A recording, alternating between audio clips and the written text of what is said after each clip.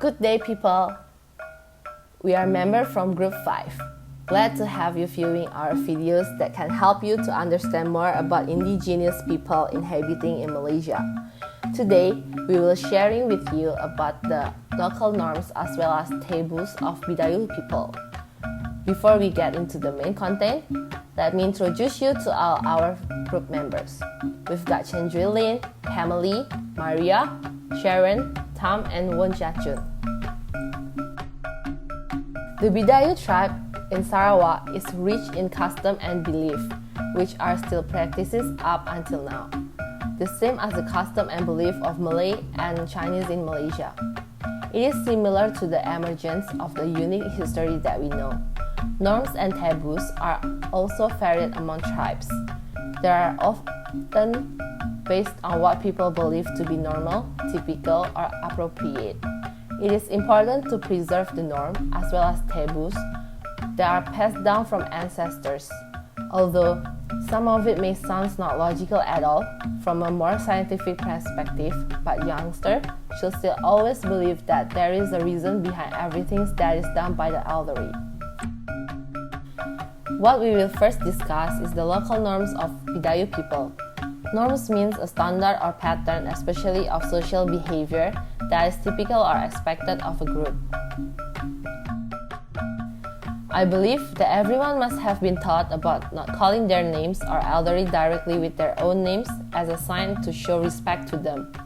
It is similarly done by the Bidayuh people. Bidayuh people do not call their parents' name and instead use "excuse me" to get their parents' attention. In addition, the Bidayuh people have to bow down whenever they pass by an elderly. It is crucial as not bowing down meaning they are disrespecting the elderly. Other than that, the Bidayuh people must also share everything they have with their tribe, and this is further providing everyone in that tribe to have equal standing in wealth as well as position. However, this is only applied to the older time. The younger generations of the Bidayuh tribe do not practice that anymore, and they are also working hard to earn their living cost. For those of you who are viewing our video currently, if you have the intentions to visit the longhouse in the coming future, do remember to take off your shoes before entering, as this is also one of the Bidayuh's norms that is still practiced by them. Another interesting fact about visiting a Bidayuh family is that perhaps you might want to avoid looking into their cooking pot. This is because the Bidayuh believe that food will be edible if a stranger visits and look at it. Hence, they must throw away a cooking pot with food even though it is still edible for other people. Family is important for everyone despite what tribe you are from because it provides love, support, and a framework of values to each of its members. Family provides a setting for personal growth. Family is the single most important influence in a child's life. However, it is slightly complicated when it comes to the Bidayuh family. Bidayuh people practice only monogamy and prohibits a polygamous family structures. The polygamous family system is indigenous and practiced more in the olden day. A polygamous family is of two types, namely polygyny and polyandry. Polygyny means when a man marries more than one wife, while polyandry means when a woman marries more than one man. However, it is okay for the Bidayuh people to get divorced and get married again. They also have a strong prohibitions with incest relationship. Thus, marriage only outside of their family tree is allowed. The Dayak Ukar Sadun tribe have relatively loose rules about marriage. Men and women can freely mingle to get to know each other before they get married, while other tribes do not share the same behavior. Legal age, according to Bidayuh cultures, would be 18 years old for boys and 16 years old for girls. Taboos is a social or religious custom prohibiting or restricting a particular practice for forbidding association with a particular person, place, or thing. One interpretation is that taboos are strong social norms, norms which are sufficiently strong that may be viewed as scared. Every time an individual's behavior diverges from norms, this act impacts on the other members of society, who then punish the deviant individual. For Bidayuh people, they view taboos as an important thing in their life. They obey it to the maximum as they believe that going against taboo can bring bad consequences to themselves. One of the best examples of Bidayuh taboo is that it is a known taboo to be Bidayuh treat as bad luck would be inflicted upon themselves if they were to call their parents by their names. Furthermore, tribesmen are not allowed to go work on the farm when a family member has passed away or even when they had bad dreams the night before. Not only that, if you did see a white flag hanging out at a longhouse when you are planning to visit, it may be a sign that is telling you not to enter the longhouse currently, as someone from longhouse have passed away recently. The action to dance, sing, or even to wear jewelry is also prohibited when someone passes away. This is in order to show sign of respect to the deceased. The birth of newborn baby to the family is always a happy thing to be celebrated by all. However, the situation is slightly miscertain for Bidayuh's family as the birth of a baby is a soul take, along with different kind of must be obeyed tattoo. First of all, the pregnant mother is strictly prohibited from costume intervention even though everyone knows the nutrition value is high. This is because it is believed that the newborn would be born crazy if pregnant mother were to consume venison. The pregnant mother is also not encouraged to walk outside during the twilight as it is believed the ghost can potentially possess the mother. It might sound like pure superstition beliefs that are not supported by any kind of scientific evidence, but Bidayuh people are following that taboo strictly during the pregnancy period. Next, it is not allowed to clean water canal too, because Bidayuh people are worried that the child born might be hard-lipped. The husband is not to dry a lake, well or river, because the Bidayuh people are scared that the wife would bleed a lot more when giving birth to the newborn. Stealing is also prohibited because the Bidayuh tribes believe that newborn would be a thief later in life. As we have done brief explanation for common local norms and taboos of Bidayuh people, now let us get deeper into the norms and taboos that are deeply influencing Bidayuh's marriage until the current era. For the Bidayuh community, marriage is a way to become a member of a bilik or ramin and enjoy the rights of member of the bilik or ramin. Bidayuh community practice monogamy only. However, remarriage after divorce is a common thing. Because of the strong prohibition against incest, marriage outside their own families is an important rule in the community. The Bidayuh community also prohibits marriage between cousins. Groups such as the Dayak Selako prohibit their members to get married with the members who have become enemies in the battle due to the fear of injection oath. But because of the first marriage between the descendants of grandmother and grandfather of their former enemies had occurred, the ban expires. Among Dayang Bukar Sadong, the rules about marriage are relatively loose.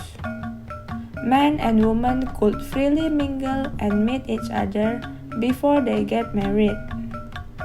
The men are allowed to see the woman in her private room with her full permission, but the woman also wants commitment from the man. In this community, marriage is common when a person is old enough and had chosen his or her life partner. As most of the villagers work as a farmer, they expect their in-laws are able to work in the garden or planting rice paper. They also expect the candidate of son-in-law to work with the government or private sector to secure the life of their children and their descendants. Except for illegal marriage, Bidayuh communities are open with options for their children. In the Bukar Sadong and Selako group, they are allowed to choose own partner or whom they like, regardless of their ethnicity. Move on to the marriage proposal. The way of marriage being conducted is different among the groups. In groups like Selako, Jagoy, and Lara, marriage can be initiated by engagement. Engagement is an event of exchanging the ring among both parties. If there is a suitability among the couples, the marriage will be further celebrated. Next is marriage ceremony. The way of marriage being conducted depends on the ability of the family's economy. In the Bidayuh community, the choice of residence after marriage depends on many factors. The main factor is the economic position of the married couples. The husband who is in position can influence the party and the wife to live with his family or vice versa, which is known as very local practices or uxori local practices. In marriage, in which the husband and wife are stable, they can stay at home, which is known as neo-local practices. Dayak Selako group prohibits free mixing between men and women. The forced marriage can occur through the practice known as betangkap. This is a practice where young women and men who are regularly seen together can be brought to the village leader so that the action can be taken. They will be arrested and forced to agree on a marriage by the leaders and villagers as husband and wife. It can only be verified after the fine for the offense has been settled. Betangkap practices are implemented on couples who face opposition from their parents. Another way of marriage is through the practice of nyagam. When the husband is sent to the residence of the prospective wife after obtaining the consent of the woman with his belongings. Usually, widower or widow will get married this way. A perfect marriage in the view of Selako, Jagoy, and Lara is the one which involves knowledge, roles, and planning by their parents of both parties. Marriage may also involve an intermediary person who is known as bicara among the Selako to represent the man. Once all parties agree, the suitable day and time will be further determined. There are certain taboos to be followed during pregnancy as well. That particular taboo is the purpose for good keeping of both mother and baby fetus. It also prevents any calamity. Below are the birth taboo being practiced in the Bidayuh community. Once a wife gets pregnant, a ceremony of treating the stomach or pirayang ite will be done to encourage the baby to grow well. Only the experienced midwife is invited to perform this ceremony. As soon as finishing the spell reading, the body of the pregnant woman will be wrapped with a cloth to get rid of dirt or bad things. After that, she will be put in the clean clothes and let the body to lay down with the face looking at the ceiling. At the same time, the midwife will do some treatments of the mother's stomach. The midwife will stain the mother's stomach with turmeric, coconut oil, and spatter the turmeric rice whilst shaking the wand over the stomach in the presence of cursed spells. During pregnancy, the spouses are encouraged to practice this taboo. First, avoid stealing because the incoming baby will be a thief. Second, cannot eat deer meat because it might cause the baby to get mad and it will also bring difficulties in the delivery process. Third, cannot go out during the twilight to avoid ghost disturbance or umot sanja, which will disturb the baby. Fourth, it is disallowed to mix with anyone who has skin disease to prevent any infection which may lead to premature born. Fifth, it is disallowed to clean or set up the drain because they are afraid of getting chipped lips baby. Sixth, it is disallowed to spike, tighten the band or clog any hole, fearing the child will die on birth. 7. It is disallowed to dry the ponds, wells or rivers because the wife will have bleeding upon pregnancy. Last but not least, it is disallowed to refold the mat, floor layers, etc., fearing the child might be turned inverted inside the womb, which may cause difficulties in the delivery process. When the wife is pregnant for 9 months, the husband should ensure that the wood is dry enough at home to warm the body during and after the wife gives birth. He also needs to prepare red ginger or ordinary ginger for at least 10 kg, 2 bottles of rice wine and a bottle of oil from a fruit for the use of his wife during childbirth later. He also needs to reopen all bomb packages and a cap that has been made to reduce pain during the birth delivery.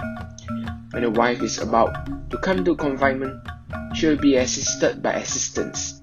The people required at this time are midwife, mother, or her own husband to installing the cold fine in a shell to found the woman's body. This seeks to dispel evil spirits from disturbing the delivery process. The midwife will read spell cursed with a hand holding a bowl of cold water and a bowl of burning perfume wood. At the end of each reading, she will knock down a bowl with the middle finger of her right hand 7 times. After that, she will blow water with her mouth to the body of the wife from the head up to the end of the leg, with the wife lying on position. After finishing this process, Tiruso water will be given to the wife to drink in 1 gulp.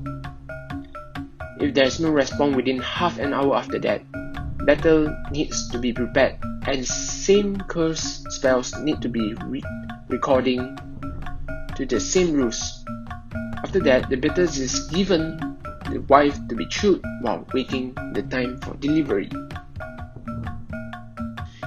Once the child is born, the midwife will wait for the placenta to come out from the mother's stomach before the umbilical cord is cut to separate her from the baby.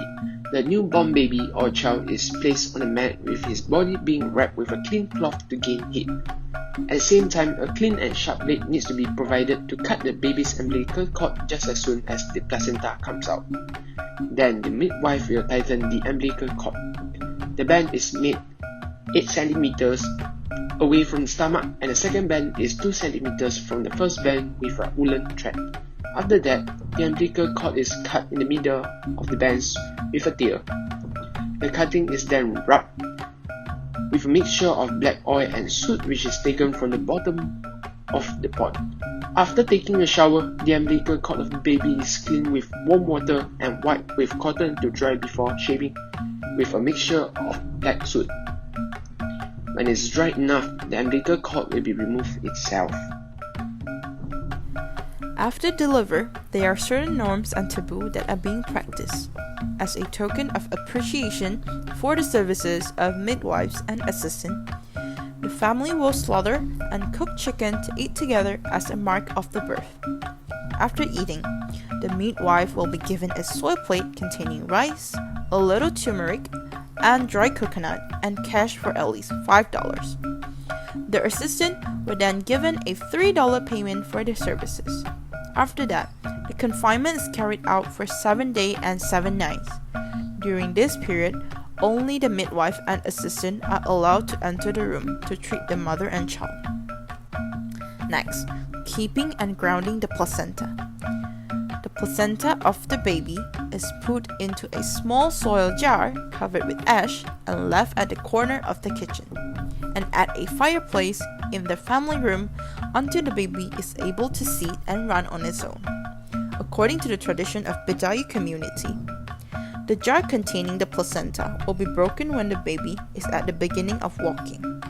If the baby is a girl, the jar is broken down by vessel firewood, and if the baby is a boy, an axe will be used. The placenta is also grounded, and Bidayuh people believe that this action would lead to their daughter in the future doing household chores, and the son is capable of doing work in the field. Keeping the umbilical cord. The umbilical cord is kept in small bamboo airtight containers. It is then hung on the crib.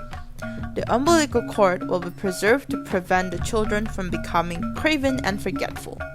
After the ceremony finishes, the residential room of the child is subject to confinement for 7 nights. During that time, the following works are prohibited. Anyone who violates the prohibition in the first and second confinement in particular will be imposed a heavy fine if the mother of child falls ill. The first one, carrying bamboo, fern, fungi, preserved fish, shrimp paste, meat, and fish into the room is not allowed, as the mother and son are feared to get ill. Second, climbing the ceiling or a tree feared the child to be ill. Third, smoking for fear that children will have cough. Fourth, reach for the mother has to be wrapped in manna leaves and eaten with nipa salt only. Fifth, in addition, parents are only allowed to drink alcohol or ginger water that have been boiled.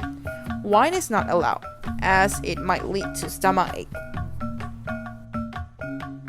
Next, after the delivery process, the blades of a short bamboo will be tied together and hung to the ceiling of a house where the delivery takes place. It serves as a protector from the mother and son from the possible danger and evil spirit, Kumi, or known as Kokna. Children of the Bidayuh community are called Sue. Sue is a common word for a boy and Sipira for girls. Their names are used to confuse evil spirits. The name will only be given when the child is 2 years old. However, if a child falls ill after being given the name, the parents will rename the child. By doing so, Kome will not disturb their spirit.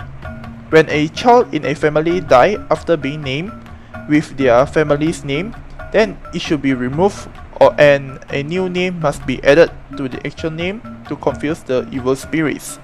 Hence, not many among the Bidayuh community use their father's name as the family name. Lastly, the death traditions of Bidayuh community. Death in every society should be completed in the best way. The Bidayuh community also has no exception in management of the death taboos and certain norms. In short, the death traditions of Bidayuh community are as follows. Upon death, the families and their peers will visit the deceased. Women will sing sad songs called Empasan, which are the last words for the deceased. The corpse will be given a shower, spreaded with oil, worn beautiful clothes, and wrapped in new white cloth. The body is then placed on a pandanus mat. A man will be ordered to dig the grave and bring the body into it. Burial will be conducted when all family members and relatives of the deceased are gathered. Burial is done by a village resident who is assigned for that particular work. The foods that were placed near the body will be removed. This is done when the body is taken to the cemetery. The mat where the body is lying will be cleaned and the floor is washed to remove the smell of the corpse. It also seeks to avoid the diseased spirits from coming into the room. The dead body of the Bidayuh community will be burned or grounded to perform some particular traditions. After the funeral, the deceased family members are not allowed to leave the house of the deceased for 4 days, while the villagers are not allowed to go down the field for 2 days. This is a mourning ceremony for the deceased. That's all from us. Thank you for watching. Hope you enjoy our video.